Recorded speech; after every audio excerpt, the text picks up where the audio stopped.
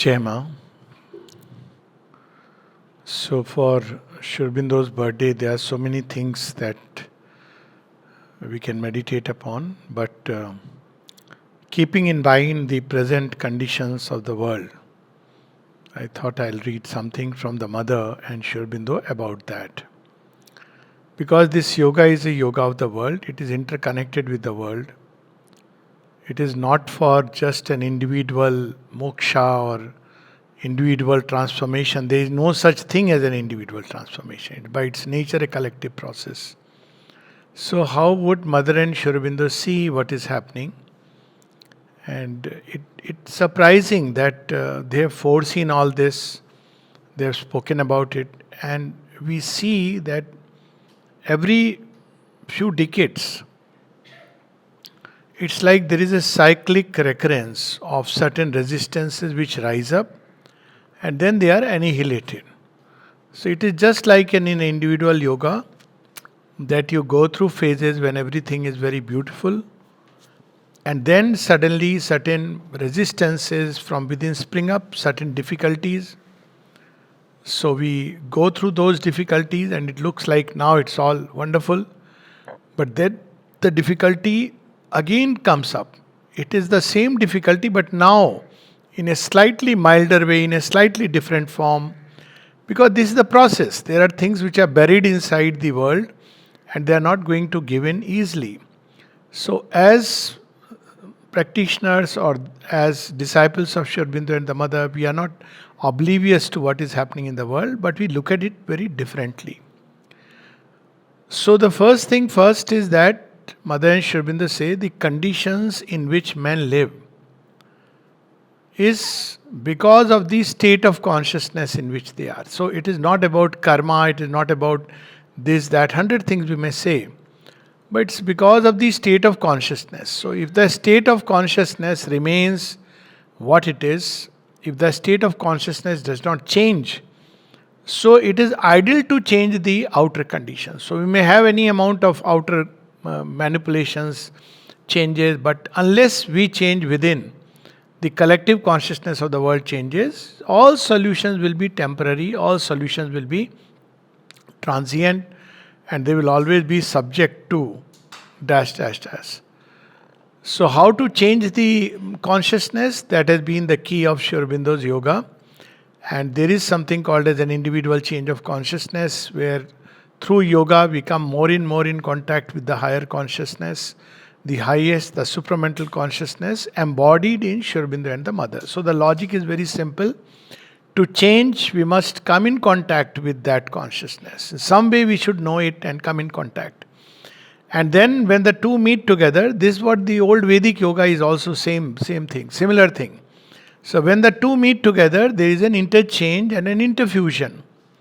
So when man meets the divine in whatever way, something or in whatever aspect of the divine, if you make a very general rule, or in a more general way, even when we meet anyone, X meets Y. So there is an interchange that begins, and with this interchange there is an interfusion, and both undergo a certain change based on each other's consciousness. Now when man meets the divine, what happens? We have a very limited consciousness, full of errors, full of proclivity to all kinds of things. So it goes into the divine. But divine being the origin of all this. So what happens? It's not like he just absorbs it like Shiva. These qualities and tendencies undergo a change. Because even the worst thing has its origin somewhere in the divine, of which it is a distortion. So it undergoes a change. Mother speaks of it, that supermind is that where good and evil both discover their origin and fuse, and they undergo a change, which is so strange. So what we call evil today, the tendency to, for example, greed, if you look behind it, is the tendency to conserve. When it takes a selfish and then it becomes, very harmful for everyone. So basically the same thing when we offer it to the divine, give it to the divine. That's what she says, don't put it under the carpet. Offer it to the light.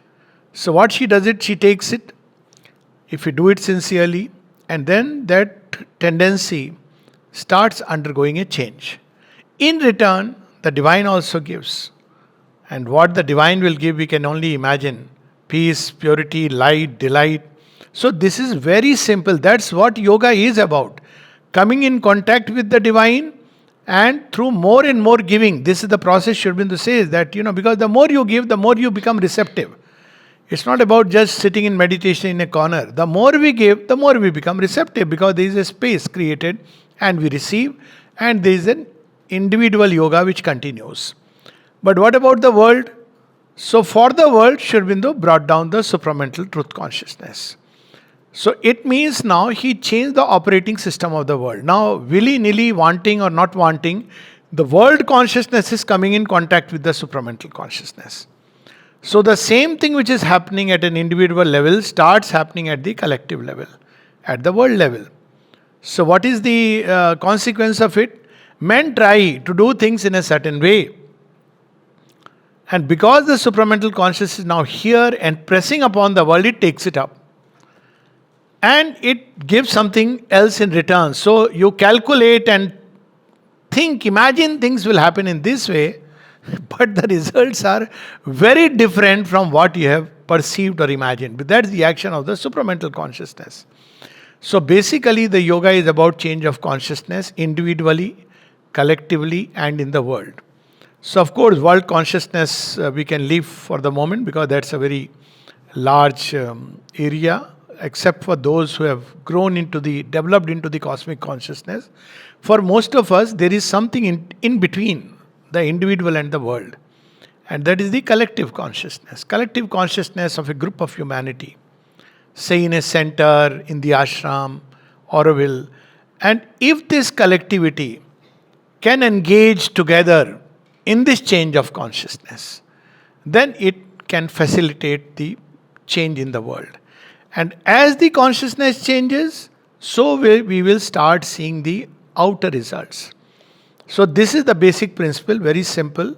What is the supramental consciousness, people ask, or what is the meaning of consciousness? Well, consciousness is the knowledge and power of the divine, to put it in very simple words. So in the divine origin, it is omniscient and omnipotent. Absolute knowledge, absolute power. And that's the supramental. Supramental is omniscience and omnipotence of the divine. But as it descends into earth, it slowly, just like when light enters an obscure medium, light is the same. But because of the medium, it gets deflected, it gets distorted, it gets diminished. So as it enters into the fields of ignorance, this is what happens. At the origin, there has to be only one reality, and that is the supramental. It's the creator. But that omnipotence and omniscience of the divine gets diminished, distorted, deflected, and hence we have the world what it is today. Why it has to pass through ignorance? Simple logic is that creation cannot straight away meet that tremendous intensity. It will collapse. We can't even bear a little more than usual joy. We are geared up only for thodi khushi, thoda gam. This is our limit. That we can only bear a little joy, little sorrow, and that's it. So slowly mankind is being prepared, or creation is being prepared, in which mankind has to play a crucial role of going from little joy, little sorrow to a vast cosmic, those who develop in their consciousness can feel the vast cosmic suffering like the Buddha. But also the solution they come up is with a cosmic solution.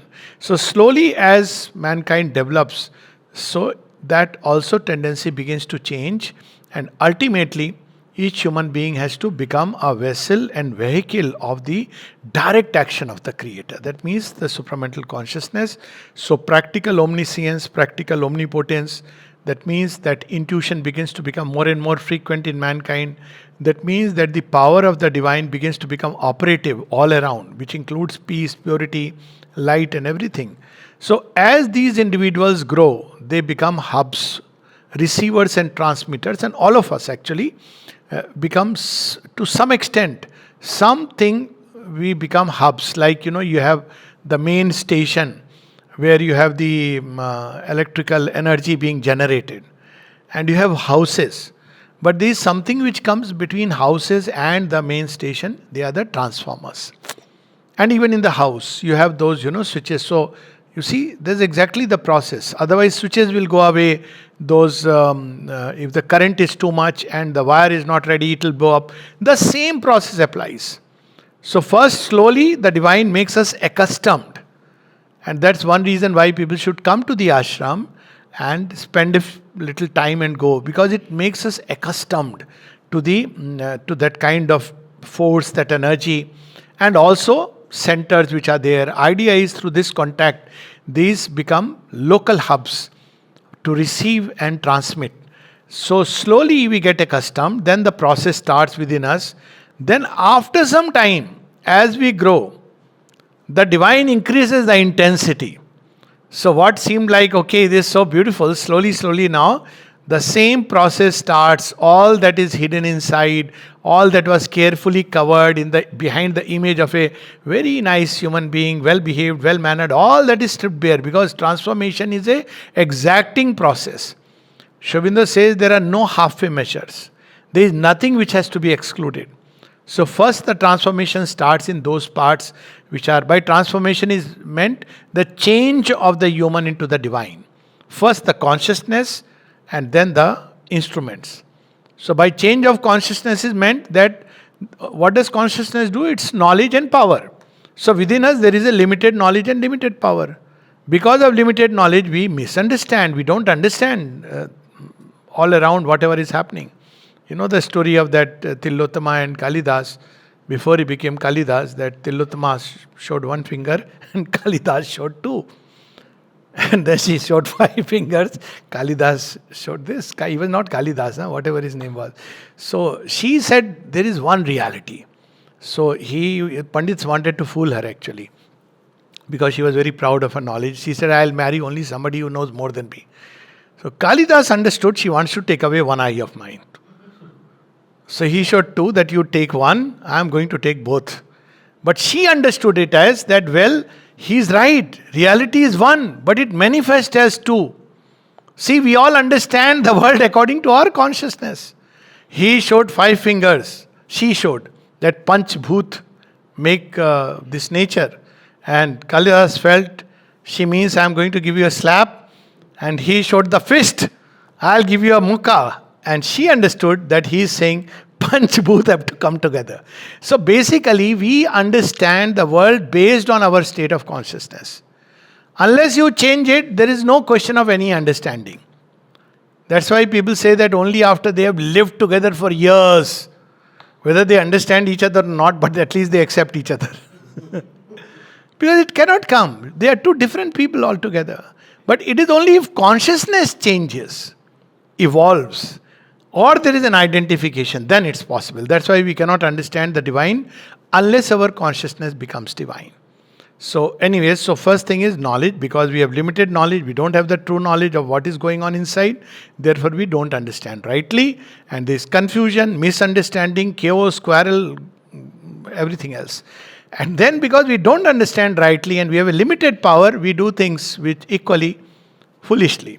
So the more limited the power, the more violent somebody is. Because you are weak, you are afraid. You see, when we look at Ramayana, Ravan and Meghna, the way they shout and like braggart, and what does Rama do? He says, okay, you have given a nice speech, shall we fight? Because he is confident. The person who is very strong is very calm. Because he knows his strength. So absolute power, or as we ascend in the scale of power, we become automatically calm, strong. We don't get jittery over every small little thing. So you see the response to world is also different.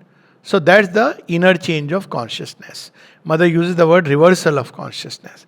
You start looking at things very differently. For example, if there is a painful event, if there is something which triggers suffering, so untransformed consciousness will immediately, the last person, first you blame the world, somebody is there to be blamed. If nobody, then you blame God. And there are people who say your karma, so it becomes like a cycle. But in a consciousness which is reversed, the values are very different. It says, oh my God, I couldn't get rid of this. Divine has got me rid of this. And even though a part is suffering, the other part is rejoicing. It is happy that there was some kind of a inveterate attachment, resistance. Divine has removed it. So the person, instead of suffering, the whole thing changes into an inner joy. So this is what the reversal of consciousness is, where the values change in the world. Now, as this happens in the world, things begin to change. Now we can, as I said, we can change only within ourselves. So there is the change, fundamental change of consciousness within. Then there is the change of instrument. That is the transformation's ultimate. Change of instruments means transformation of instruments. That consciousness changes inside, but the brain, the nerves, the blood vessels, they all respond habitually. Because if any little onrush of energy, the heart beats fast. It doesn't matter. It may be a happy event, fearful event, sad event, because that's the only thing it knows. It basically, when the heart beats faster, what is it saying? Something unusual is happening. That's all. It doesn't say whether somebody loved one has come or there is fear. That's the mind's interpretation. But heart begins to race. It cannot bear. So forget about bearing that intensity of divine love. One may actually literally have a heart attack.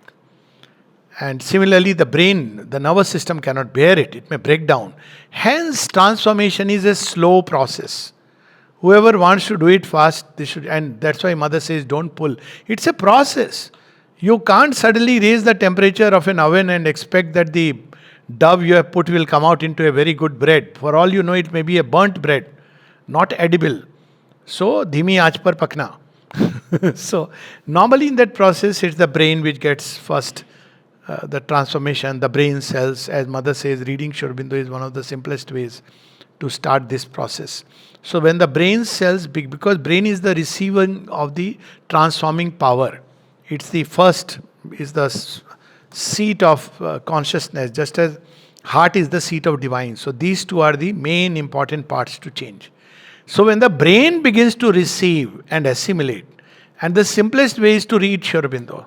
Read, doesn't matter whether one understands or not, because the brain begins to become ready. So when it begins to receive and assimilate and does not break down, because otherwise, see, spiritual truths, and we know that people go berserk. They start saying, there is nobody who kills and nobody, and then you start killing, doing anything. Mother has said, do everything. Everything is done by the mother. I have surrendered to the mother, therefore I'll do everything. Everything is one. Why this happens? Because the brain is unable to receive that knowledge rightly. And it does a great havoc to the world. So therefore the brain must receive well. So that's where it starts. Then the second part is the nervous system. And so aches and pains, because the nerves can't bear that onrush of energy, and the heart. So these three change. Then the lower vital part, the instrument, the organs, all this is a long process. So that's how the transformation changes individually. As it happens in individuals, it automatically spreads in those who are around. That's the whole idea of the ashram, creating such places where people can come together, and it facilitates. So if somebody is a little ahead, it helps those who are little behind to catch up. But equally, those who are refusing to move, they also exercise a drag. So this is one part of the process. So this is the basic, and then in the world, similar process will take place. It's a big subject on what are the changes taking place in the world which are compelling humanity to change. And one thing which I may say is the equation between man and woman in the world is changing, and you just can't help it.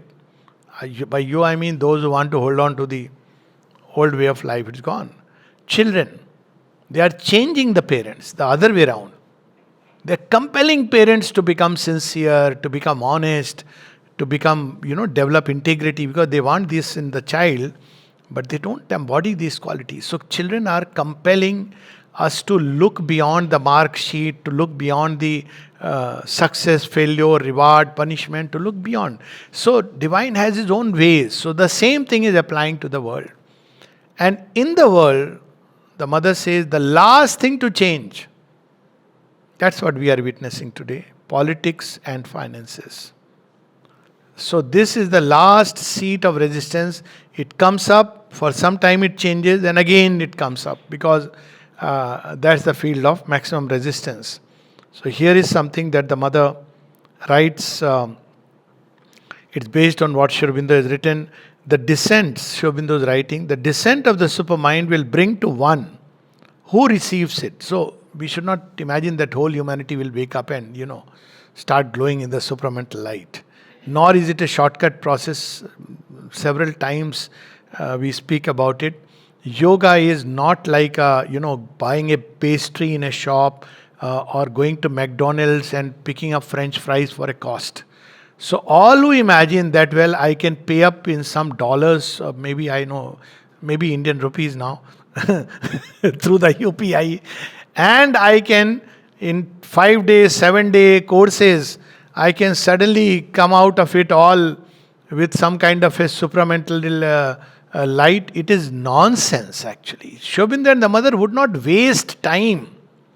35 volumes of Sri Aurobindo.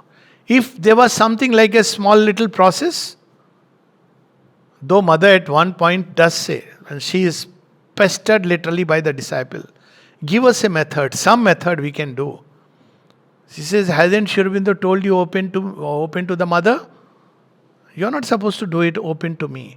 No, still a method. Then she says, speaks about the mantra, speaks about the mother's name. Sri Aurobindo has said very clearly, there is no method in this yoga except to take the mother's name and mine. This is the method. And then to open. But this is not a magic method. It's magic, of course, but not like I start taking name and I'll undergo a transformation. You have to do a lot of things along with that, which are part of the process.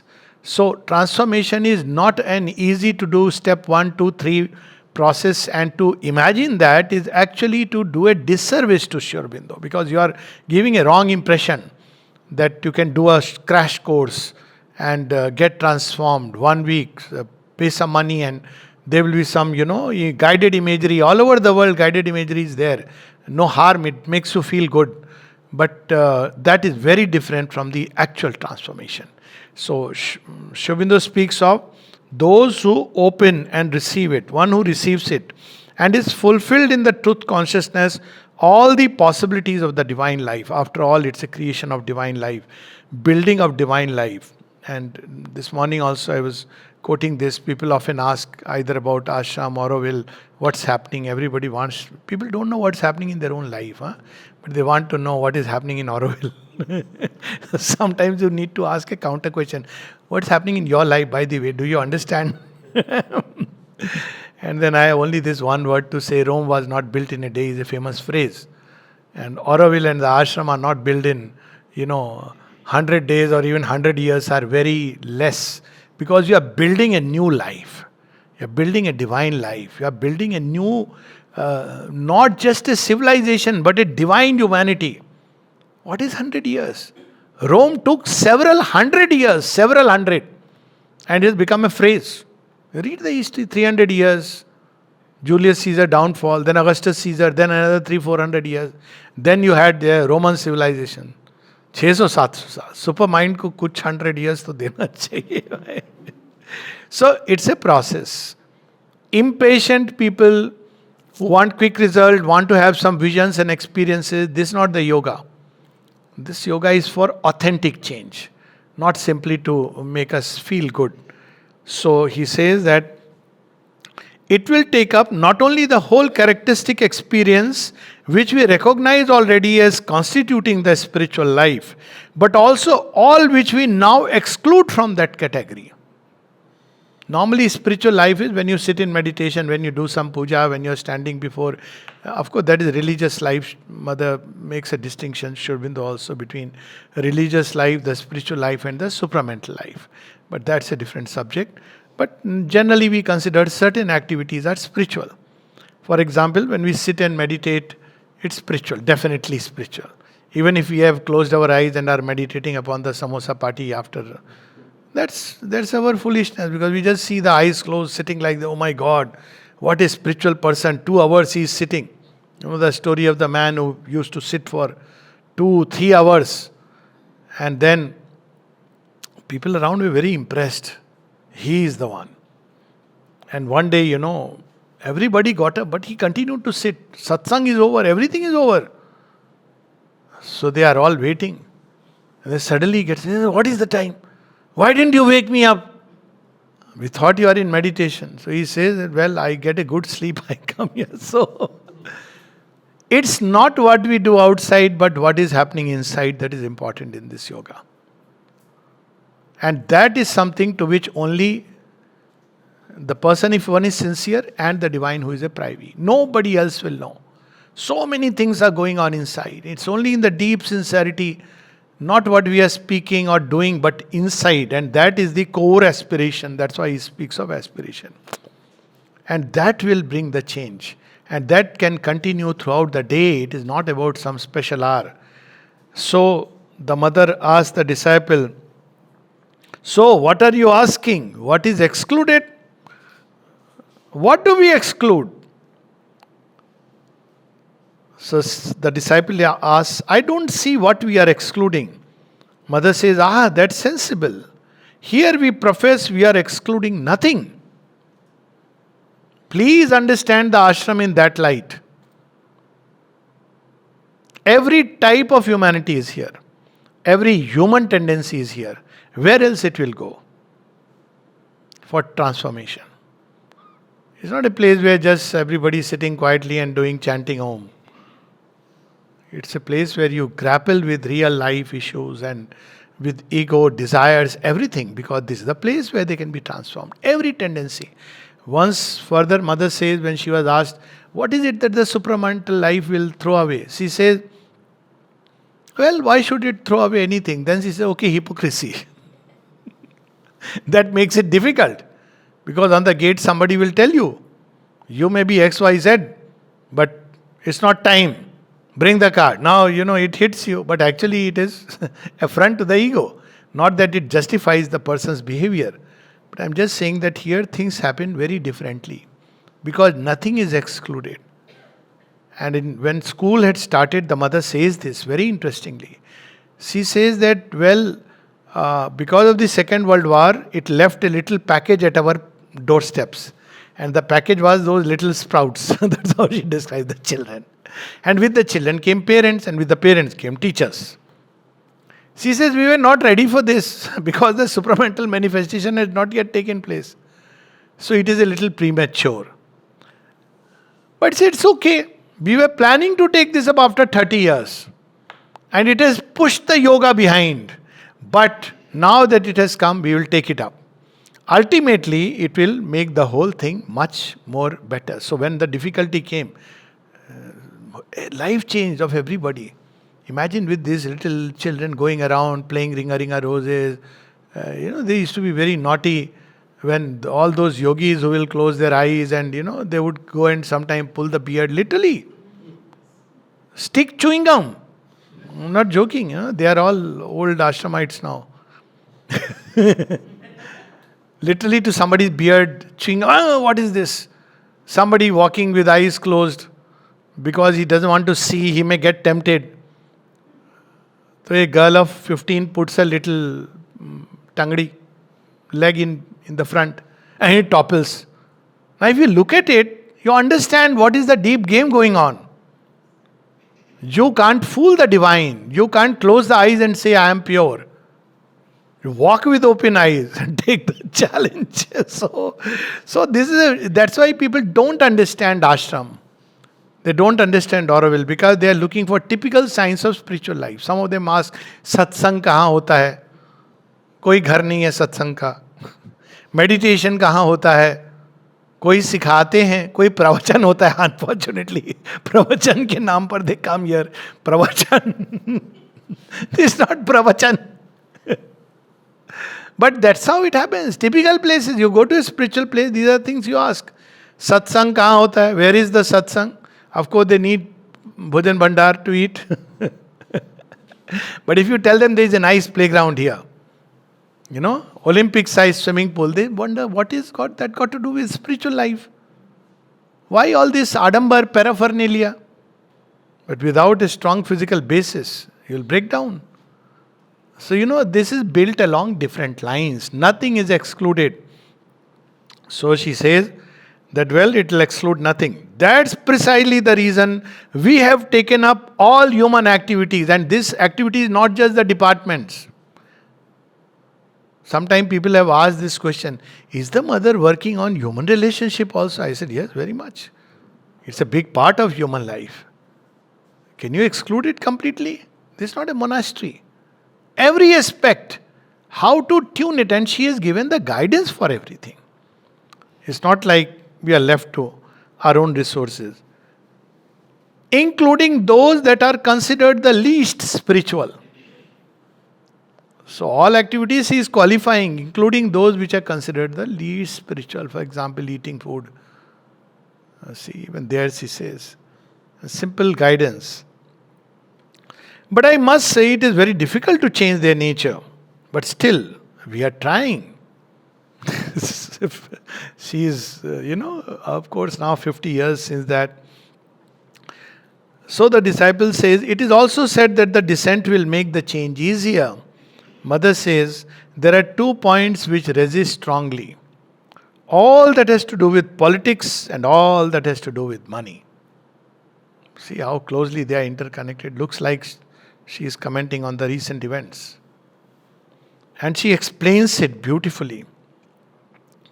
These are the 2 points on which it is most difficult to change the human attitude. In principle, we have said that we have nothing to do with politics, no party politics. The ashram does not advocate this party or that party, nor are the disciples meant to go and become spokesperson of parties. Yeah, you have your own preferences, you have your own views which you share, and of course, voting right you exercise. All that is fine. And the reason is because politics is of that nature. And yes, of course, certain tendencies are better, certain tendencies are, but we don't engage in that because its field is so dark. So she says, and it is true that we have nothing to do with politics as it is practiced at present. Times have changed, of course, especially in India. But it is quite obvious that if politics is taken in its true spirit, that is, as the organization of human masses and all the details of government and regulation of the collective life and relations with other collectivities, that is, with other nations, other countries, it must necessarily enter into the supramental transformation. Just can't help it because there's such an important part. For so long as national life and the relations between nations remain what they are, it is quite impossible to live a supramental life on earth. So it will just have to change. We shall have to deal with that too. You see, it's so important because you can't have a supramental life without all these things getting involved. And so the pressure is being put. It's not now, it's last 10, 12 years. The pressure is being put for them to change. So what should be the direction of the change? That also she indicates. As for financial matters, that is, finding a means of exchange and production which is simple, which should be simple, simpler than the primitive system of exchange in which people had to give one thing to get another. Something which could, in principle, be worldwide, universal. This is also altogether indispensable for the simplification of life. I'm not going to mention that, one of the things which at least in India we know which made life absolutely simple is the UPI system. And maybe we hope that in the future we'll have something like a universal currency. Not exchange of dollar, which is a different thing because it's diverting the money through a certain, which at one point pound held that position, which now dollar holds. But it is going to go because you see, this is the direction of the supramental life. You can't have that, it has to become very simple. Anybody, anywhere can do it, transact, maybe directly. And if you observe quite very closely, something along these lines has begun. Maybe BRICS was an attempt. And that's why suddenly you see it's being hit. Because this will create a different way of looking at it. The situation is, okay, now with human nature, just the very opposite is happening. The situation is such that it has become almost intolerable. This used to be, this was a shocker to me personally, that when I went outside for the first time, Kenya, so I was told you have to exchange your money. I said, why? I thought, rupiya wahan chalega, no, you cannot. Then I learned it's not just Kenya, everywhere. See, this is a small little thing, but it's so strange. Why the value goes away? Your currency has no value. But another currency chalega. Now you see a very small thing which is happening, creating a big problem. There are currencies which you can use anywhere. Of course, I remember Russia. Russia doesn't accept dollar. Not today. 10 years back. So we're very happy. So yeah, if you want, you have to exchange the dollar entirely, whatever money you have in some. They have only one or two places heavily guarded where you give the dollar, whatever it is. You can't give go to a shop and say, I am giving dollar. You give you can do in many countries, most countries, I suppose, but you can't do that. But you can't do that with Indian rupee. You can't go anywhere and just say rupiya hai. आपको तो मालूम है ना, calculate कर लो. You see, according to your exchange rate, it's fine. No, you can't. See, there is so much falsehood everywhere. Simple things to basically make money. And if you look at it, even card, usage of card, very simple things which, where you make money. So she says that which should have been the much wanted means. Okay. She says it's become intolerable. It has become almost impossible to have the least relation with other countries. And that much wanted means of exchange, which should have been a simplification, has become such a complication that we shall soon reach a deadlock. We are very, very close to being unable to do anything, to being tied up in everything. If one wants the smallest thing from another country, one has to follow such complicated and laborious procedures that in the end one will stay in one's own little corner and be satisfied with the potatoes that grow in your garden. She is speaking of yesterday, she is speaking of 50 years back. Without hoping to know anything at all about what is going on and happening elsewhere. It's just not about making money. It's about you, there's an exchange, interchange. You discover, oh, something there is being made. Originally, that's what business is about. It reveals the culture of a people. It's a civilizational exchange. That's what business used to do. Businessmen would travel far and they would carry things. Oh, these things have come, India say. And these things have come from China. These things have come from the West. And there was an understanding mutually of the culture. It was not primarily a means of earning money. So then she says, well, these 2 points are the most resistant in the human consciousness. This is most subject to the forces of ignorance, inconscience, and I must say quite generally, ill will. This is what refuses all progress and all advance towards the truth. And unfortunately, in every human individual, this is also the point of resistance. So then what to do? She says, well, she speaks of many things here that, these complications make life so small. They become, that everything becomes more and more difficult and travel becomes difficult. Going and purchasing something becomes difficult. All this she is speaking about. So finally she says, this is the situation. It has grown considerably worse since the last war. She is talking about immediate period after the Second World War. Now we can't say that it is so bad, but during that time we know. There is an idea in the earth atmosphere, an idea which might be called preposterous, but unhappily it is much worse than preposterous, it is catastrophic. Now what is that idea? The idea that if there were a great upheaval, perhaps it would be better afterwards. This is also another thing. You know, Apocalypse and all those movies also came, End of the World.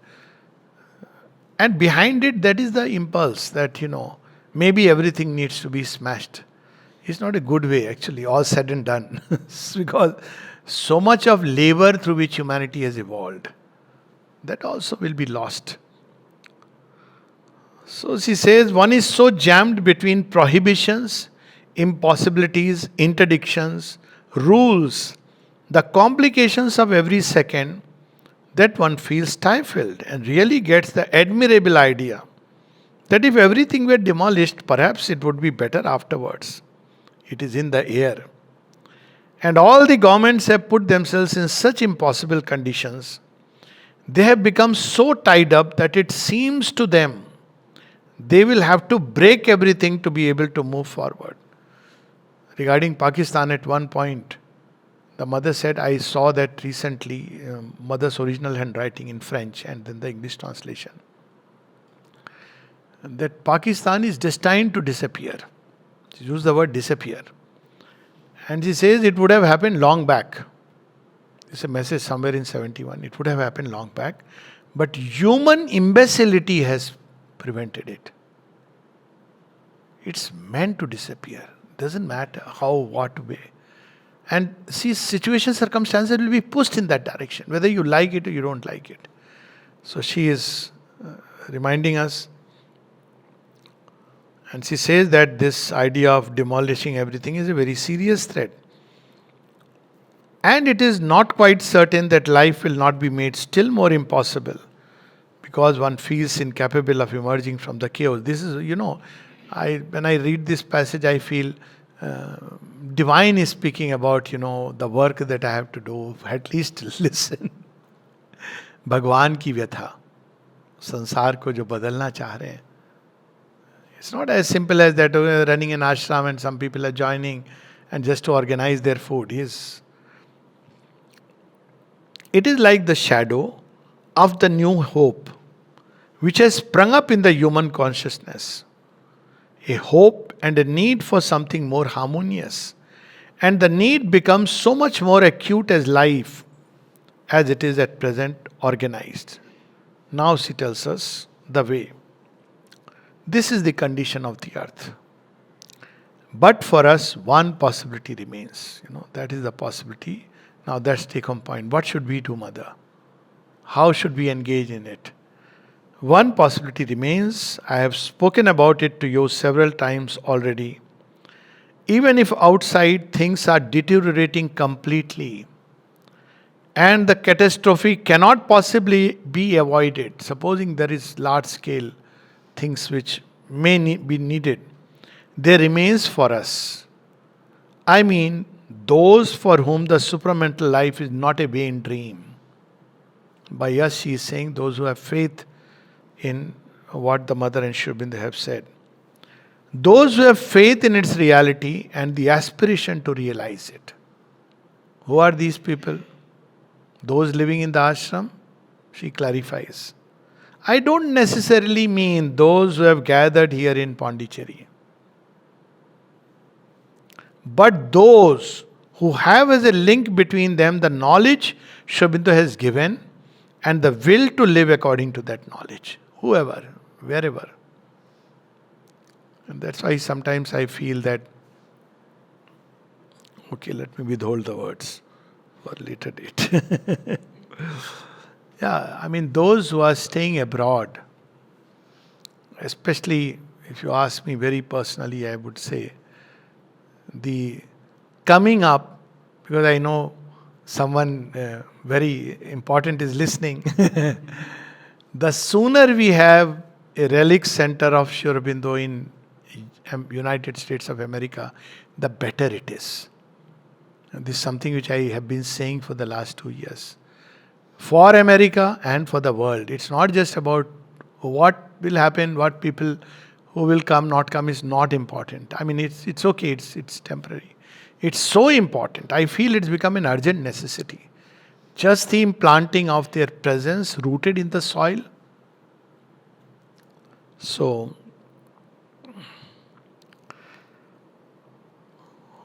between the knowledge Sri Aurobindo has given and the will to live according to knowledge, there remains for them the possibility of intensifying their aspiration. As we know, aspiration is the one which melts every obstacle. Intensifying their aspiration, their will, their effort.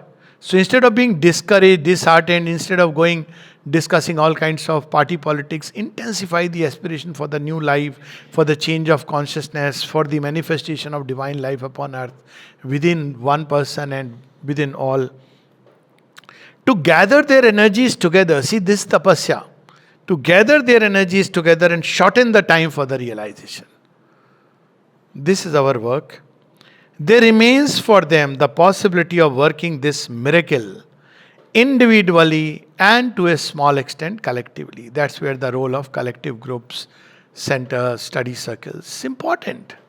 People often think it's okay, we just come for in the ashram, we have little program, then we go back individually, we are doing sadhana. There is something called as a collective yoga, and which is very much part. There is a reason why centers have been created, and this is the reason that even locally we can have chinna small little hubs. So this is the Mahajwal. This is of course there is no way you can replicate because it's taposthali of Sri Aurobindo and the mother. But even if there can be links with this life, and one of the simplest ways is a center dedicated to Mother and Sri Aurobindo, and the particularly if there are relics, because it becomes directly action in the physical. Of conquering space. So a space dedicated to Mother and Sri Aurobindo, conquering space. Duration, the time needed for the realization of, so how do we, space, okay, we have a space dedicated to Sri Aurobindo and the mother, and the yoga, by that I mean not just a religious place, they don't want that, but a place which can become a hub by people's faith, their aspiration collectively. So okay, but what about time? So she says very interestingly, and this is a principle one can apply in anything in life. So she says, of replacing time by intensity of effort. Anything we want to do quickly, intensify the concentration. That's time management in 2 words explained. Have more focus, intensify the concentration, you will shorten the time. If the brain is scattered, then time takes longer. So, going fast enough and far enough in the realization to liberate themselves from the consequences of the present condition of the world, so that we don't get dragged into that net of making such a concentration of force, strength, light, truth, that by this very realization they can be above these consequences and secure against them. Whatever may be happening in the world, if one is having this aspiration for light, for truth, for peace, for harmony, for beauty, for the divine to manifest upon earth, one automatically rises above through the inner transformation, and that the storm may pass over the world without being able to destroy this great hope of the near future, that the tempest may not sweep away this beginning of realization. Instead of falling asleep in an easy quietude and letting things happen according to their own rhythm, if one strains to the utmost one's will, ardor, aspiration, and springs up into the light, then one can hold one's head higher. One can have in a higher region of consciousness enough room to live, to breathe, to grow, and develop above the passing cyclone. So this what is our advice given 50, 60, 70 years back, nearly 70 years back, and looks so relevant. And these phases will come till the last, especially in the collective life. And our role here is to become more and more receivers and transmitters of that new consciousness. That's our role. Because the more such little walkie-talkie, divine walkie-talkie, things are there, the better it is, for the world. Okay, Jai Ma.